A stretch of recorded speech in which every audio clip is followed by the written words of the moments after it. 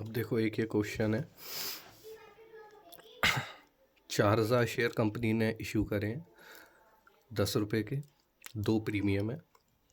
Application में 3 रुपये receive होंगे, 1 रुपये प्रीमियम होगा जिसमें से। अलॉटमेंट में 5 रुपये रिसीव होंगे जिसमें से 1 रुपये प्रीमियम होगा। फर्स्ट कॉल 2 रुपये, सेकेंड कॉल 2 रुपये। कंपनी को 6000 रुपये रिसीव हुए, यानी कि ये ओवर सब्सक्रिप्शन का केस है। ठीक है, 6000 रुपये रिसीव हुए, उसके बाद 1000 रुपये रिटर्न कर दिए, बाकी के शेयर प्रो राटा बेसिस पे अलॉट कर दिए गए। एक शेयर होल्डर है जिन्होंने कॉल मनी पे नहीं करी है, उनने होल्ड कर रखे हैं 200 शेयर्स, उनके शेयर फोरफिट हो गए और उसमें से 150 शेयर रीइशू करे हैं, यानी सारे नहीं करे। ये पार्शियल री इशू का क्वेश्चन भी है। ठीक, तो अब देखते हैं इस केस में क्या क्या होगा। सबसे पहली चीज़, ओवर सब्सक्रिप्शन है। 4000 शेयर थे, 6000 का वो आया है एप्लीकेशन, तो एप्लीकेशन पर डायरेक्ट पैसा आता है, तो bank to share application. Bank में कितने रुपए आए? 6000 के हिसाब से 3 रुपये, यानी 18,000। अब इसको ठिकाने लगाओ, 18,000। ठीक है, इसमें से शेयर कैपिटल में जाएंगे 2 रुपये, क्योंकि एक तो प्रीमियम है। 4000 इंटू 2, 8000। सिक्योरिटी प्रीमियम में जाएंगे 1 रुपया, 4000।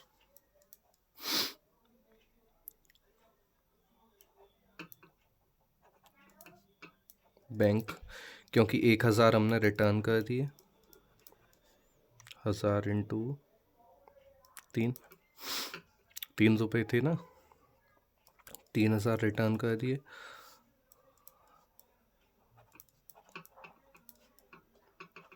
बाकी का बैलेंसिंग फिगर से कॉल इन एडवांस कितना हो गया? 3000 रुपये। हाँ, ठीक है।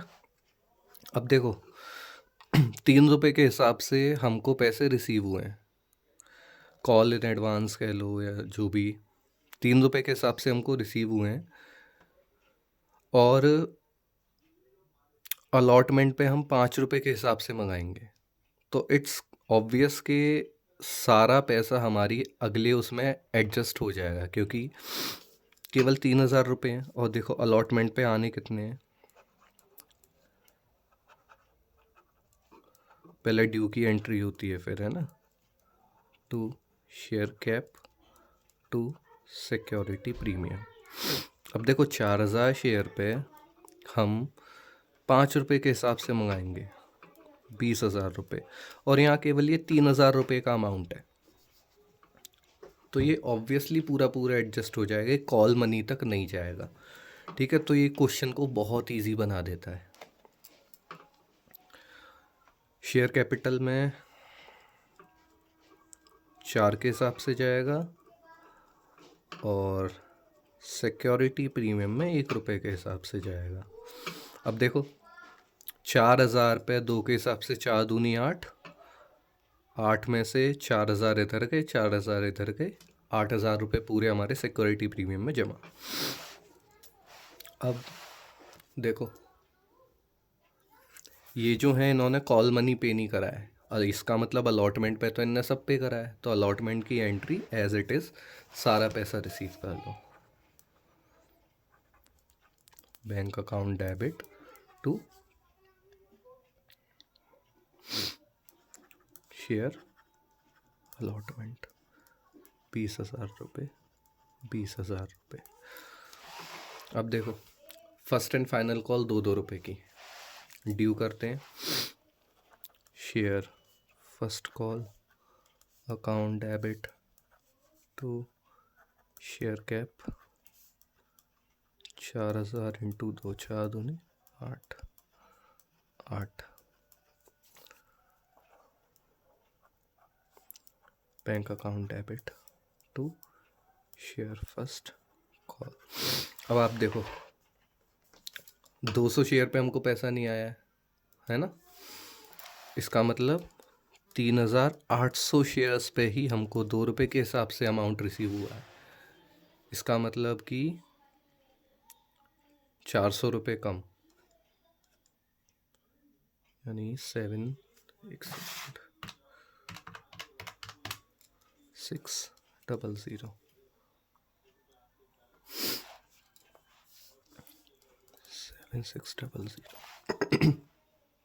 आफ्टर दैट देखो शेयर कहीं भी ये नहीं लिखा है कि शेयर फर्स्ट कॉल पे फॉरफिट हो गए। उन्होंने ये कहा दोनों कॉल मनी पे नहीं करी है उनने, डिडंट पे एनी कॉल। इसका मतलब हम सेकंड भी ड्यू करेंगे और रिसीव करेंगे। Share second call debit to share cap पूरी 4000 की होगी। सेम एंट्री है, कॉपी पेस्ट। बैंक में भी पैसा, शेयर सेकंड कॉल 3800 का ही आएगा, नो डाउट इन दैट। अब आता है असली खेल। अब इनके 200 शेयर होंगे फॉरफिट क्योंकि इनने एक भी कॉल मनी पे नहीं करी। तो share capital account debit 200 share 10 रुपये के हिसाब से। देखो प्रीमियम को हम कहीं भी कंसीडर नहीं करते हैं फोर फीचर में, ठीक है, केवल शेयर कैपिटल रिड्यूस होती है। प्रीमियम में जो रिसीव हो गया, कोई दिक्कत नहीं है उससे। 2000 रुपये टू।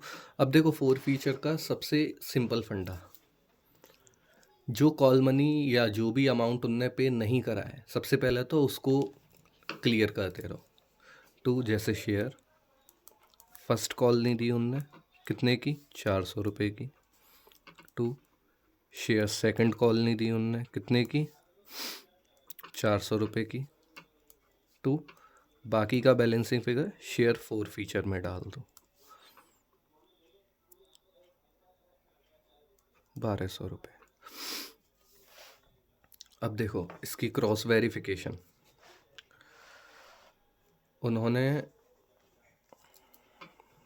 ध्यान देना है ना, मैं केवल बता रहा हूँ, आप डायरेक्ट वर्किंग नोट के हिसाब से भी लिख सकते हो। देखो 200 शेयर हैं, 200 शेयर में 2 रुपये यहाँ से और 4 रुपये यहाँ से, क्योंकि प्रीमियम का अमाउंट हटा के 4 और 2 6, इतना पैसा आ गया था।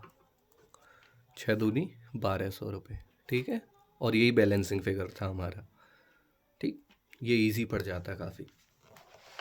अब देखो हमने फॉरफिट कर लिए, अब कंपनी ने री इशू करी है तो, और पार्शियल री इशू है, सारा री इशू नहीं करा। तो सबसे पहले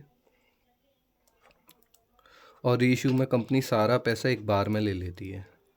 कंपनी ने री इशू करें 150 शेयर्स 9 रुपये के हिसाब से, तो ये अमाउंट बैठता हमारा 1350। अब देखो 1 रुपये के हिसाब से कंपनी को लॉस हुआ है, 150 पे 1 के हिसाब से, तो शेयर फोर फीचर अकाउंट से बरामद करेंगे प्रॉपर 150, ठीक। टू शेयर कैप 1500 10 के हिसाब से 1500, 150 इंटू 10, ठीक। अब देखो बच्चा, अब हम ये निकालते हैं कि शेयर फोर फीचर में से 6 के हिसाब से गया है, ठीक। देखो इसके 2 मेथड हैं, मैं अगले पेज पे वर्किंग नोट बनाता हूँ क्योंकि कुछ अमाउंट अब कैपिटल रिजर्व में ट्रांसफ़र होगा, तो वो कैसे निकालते हैं अब देखते हैं। 2 मेथड हैं, जो सूट करे उसके हिसाब से। तुम्हें पता है 200 पे 6 के हिसाब से आया था बैलेंस 150 शेयर। देखो जो भी कैपिटल रिजर्व में ट्रांसफ़र होता है वो केवल उन्हीं शेयर्स का होता है जो हमने इशू करें, इशूड शेयर का बैलेंस ही ट्रांसफ़र होगा कैपिटल रिजर्व में। यानी 200 में से अगर 150 इशू करें तो 150 पे देखा जाएगा कितना प्रॉफिट या कितना लॉस, उसको कैपिटल रिजर्व से एडजस्टमेंट किया जाएगा। तो देखो 150 भी 600 के हिसाब से हुए होंगे, इसमें से 1 रुपये का तो हमने कर दिया इक्वल, इसका मतलब कितना बैलेंस बचा 5 रुपये के हिसाब से 750 रुपये मेरे कैपिटल रिजर्व में ट्रांसफ़र होने चाहिए। बैलेंस जो अमाउंट है ना, अभी बताता हूँ बैलेंस अमाउंट कैसे। अच्छा जो बताओ, जैसे 1200 में से 750 उधर गए और 150 उधर गए, तो हमारा बैलेंस अमाउंट आएगा 1200 माइनस 750 माइनस 150, 300 रुपये अब आई हमारे शेयर फोर फीचर अकाउंट में पड़े रहेंगे, क्योंकि केवल री इशूड शेयर्स का ही बैलेंस कैपिटल रिजर्व में ट्रांसफ़र होता है। तो ये बैलेंस अभी शेयर फोर फीचर में रहेगा, ये कैपिटल रिजर्व में जाएगा, और ये बैलेंस तो हमने उधर लॉस एडजस्ट कर ही दिया है। ठीक है, अब देखो दूसरा मेथड, ये था सिंपल लॉजिकल मेथड फॉर्मूले के हिसाब से। 1200 हमको मिले हैं 200 शेयर के, तो 150 के कितना हुआ,